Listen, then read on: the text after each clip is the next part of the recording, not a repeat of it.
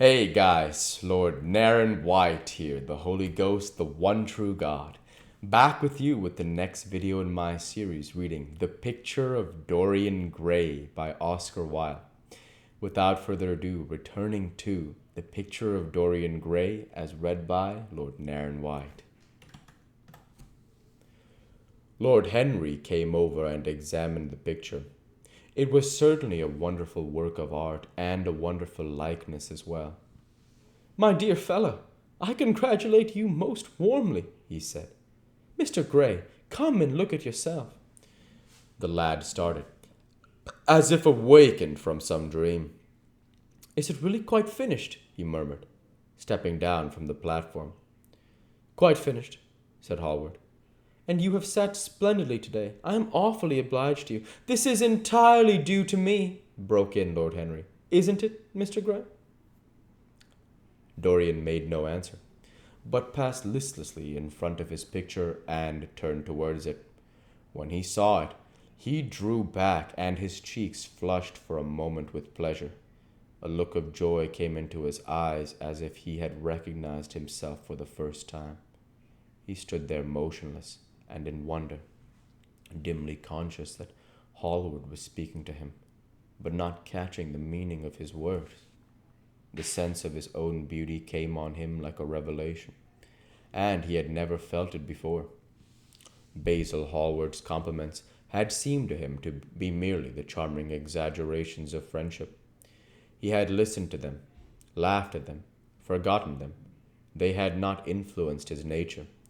Then had come Lord Henry, with his strange panegyric on youth, his terrible warning of its brevity, that had stirred him at the time, and now, as he stood gazing at the shadow of his own loveliness, the full reality of the description flashed across him. Yes, there would be a day when his face would be wrinkled and wizen, his eyes dim and colorless. I think it's wizen, wrinkled and wizen, his eyes dim and colorless, the grace of his figure broken and deformed.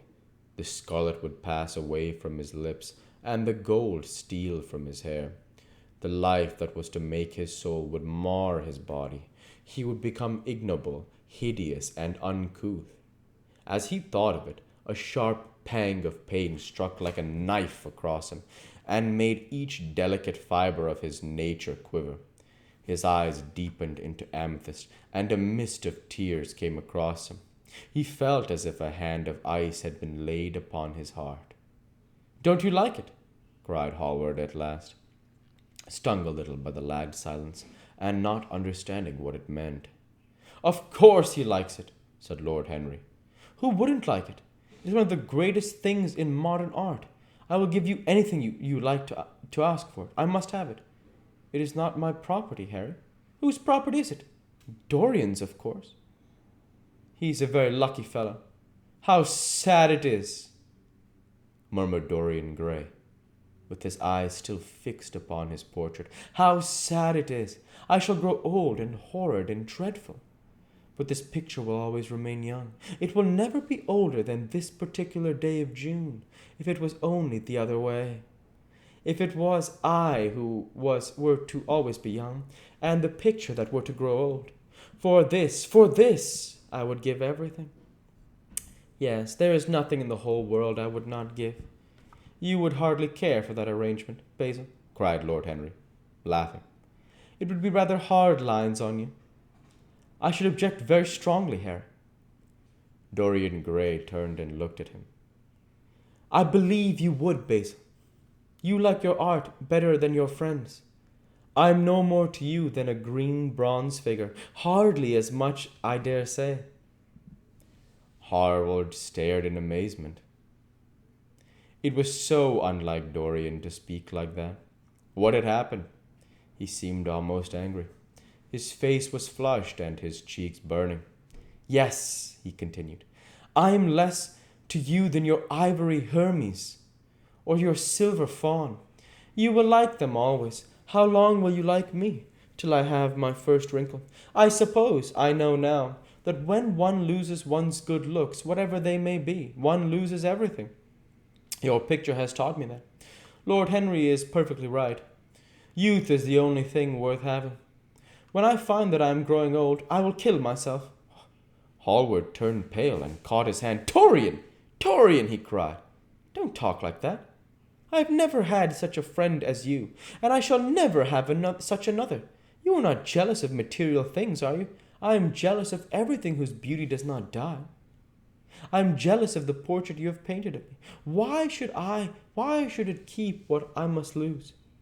Every moment that passes takes something from me and gives something to it. Oh, if it was only the other way. If the picture could change and I could be always what I am now. Why did you paint it? It will mock me some day, mock me horribly." That hot tears welled into his eyes. He tore his hand away, and flinging himself on the divan, he buried his face in the cushions as if he were praying. "This is your doing, Harry," said Hallward bitterly. "My doing? Yes, yours, and you know it." Lord Henry shrugged his shoulders. "It is the real Dorian Gray, that is all," he answered. "It is not. If it is not, what have I got to do with it? You should have gone away when I asked you. I stayed when you asked me. Harry, I can't quarrel with my two best friends at once. But between you both, you have made me hate the finest piece of work I have ever done, and I will destroy it. What is it but the canvas and colour? I will not let it come across our 3 lives and mar them." Dorian Gray lifted his golden head from the pillow and looked at him with pallid face and tear-stained eyes. As he walked over to the deal painting table that was set beneath the large curtained window. What was he doing there? His fingers were straying about among the litter of tin tubes and dry brushes, seeking for something. Yes, it was the long palette knife with its thin blade of lithe steel. He had found it at last. He was going to rip up the canvas. With a stifled sob, he ripped from the couch, and rushing over to Hallward, tore the knife out of his hand, and flung it to the end of the studio. "Don't, Basil, don't!" he cried. "It would be a murder." "I'm glad you appreciate my work at last, Dorian," said Hallward, coldly, when he had recovered from his surprise. "I never thought you would. Appreciate it? I'm in love with it, Basil. It is a part of myself. I feel that. Well, as soon as you are dry, you shall be varnished and framed and sent home. Then you can do what you like with yourself." And he walked across the room and rang the bell for tea. "You will have tea, of course, Dorian, and so will you, Harry. Tea is the only simple pleasure left to us." "I don't like it, simple pleasure," said Lord Henry. "And I don't like scenes except on the stage." "What absurd fellows you are, both of you. I wonder who it was defined man as a rational animal. It was the most premature definition ever given. Man is many things, but he is not rational. I am glad he is not, after all. But I wish you chaps would not squabble over the picture. You had much better let me have it, Basil. This silly boy doesn't really want it, and I do.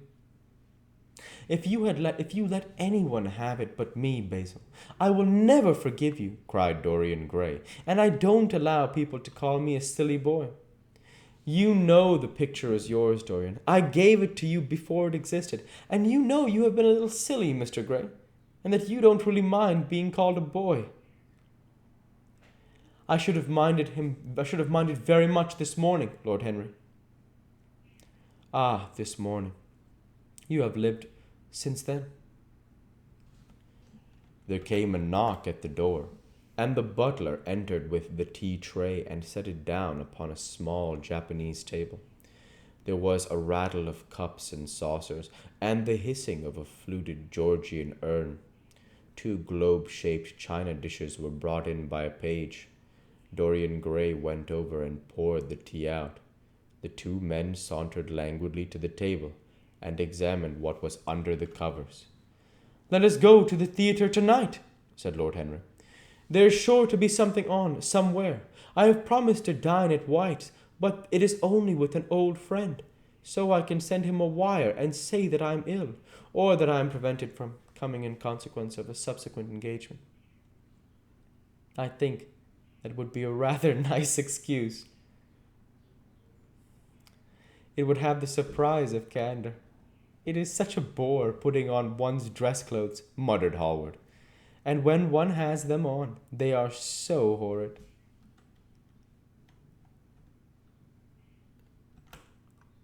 We'll go ahead and stop there for this week. As usual, I want to say thank you for watching, and I hope you enjoyed. Please like, comment, and subscribe, as it greatly helps the channel. Light be with you all. Take care, and thanks again.